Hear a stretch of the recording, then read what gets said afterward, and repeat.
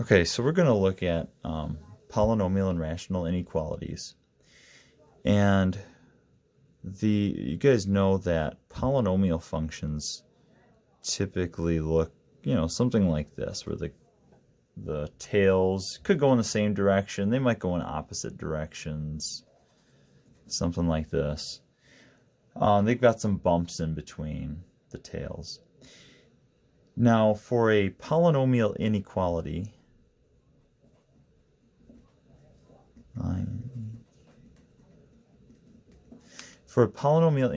we're looking for where the polynomial, I'll call it p of x, is either greater than 0 or maybe less than 0. And of course, you could throw an equal sign. It could be greater than or equal to or less than or equal to. The 0 is, of course, the x-axis. And so if you had an x-axis in here, then a greater than, if I just consider the greater than for a moment, that's going to be the interval. The solution to this is going to be the interval where the graph is above the x-axis, right? Greater than 0. And so that would be your left region, your right region, and this one little bump in the middle here. Okay? So everything less than that x-intercept is going to be a solution. Everything right of that one, and everything in between these other two. So you really have 3 different intervals that are going to be solutions. Okay? 3 different intervals. On this one here, if I wanted to know where the graph is greater than 0, let's say I put an x-axis in here, then you're just looking at this 1 on the right. Okay? So you're looking for the x values that make the graph above the x-axis, or for the case of a less than, it'd be below the x-axis. Okay? For a polynomial, we really only need to find one feature of the graph. We need to find the x-intercepts, and then we're going to use a sign chart to determine which interval is the solution. Okay? Now with rational functions, it's a little bit different. Rational functions, they have these vertical asymptotes. Sometimes they have horizontal. Sometimes they'll have oblique. I'll put a horizontal in there.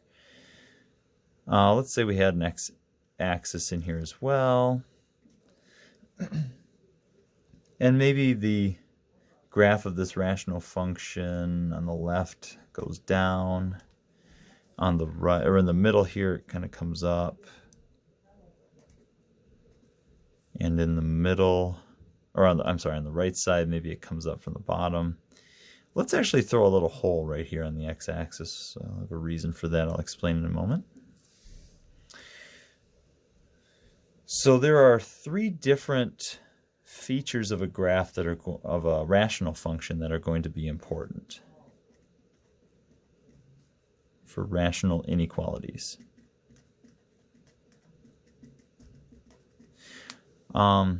They are the x-intercepts, because here's got 2 examples of x-intercepts. In each of them, the graph goes from positive to negative or negative to positive. So the graph changes sign at the x-intercepts. Okay? So we need to definitely find x-intercepts. Those could be endpoints for our intervals. Notice here that at this hole on the far right, the graph also changes sign from negative to positive. Right? So a hole is a potential place where a graph can change sign. And also notice that this vertical asymptote, your graph goes from positive to negative. Positive on one side, negative on the other side. It doesn't have to go through the x-axis to do that. It's the only time where the graph kind of avoids the x-axis but still switches sign. Those are going to be at the vertical asymptotes.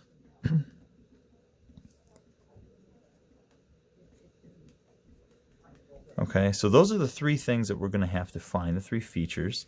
Notice, however, that some vertical asymptotes do not change sign. The graph does not change sign there. So this one on the left, the graph is negative on both sides. So we may not use all, we may not need all of the vertical asymptotes or holes that we find. We still have to find them. So we're going to find those three features instead of just the x-intercepts like we did for polynomials. And then 2, we're going to use a sign chart again.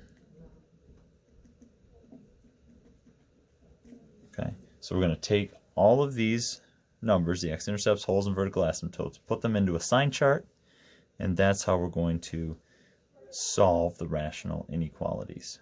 Okay. Next video I'm going to do an example of the polynomial inequalities.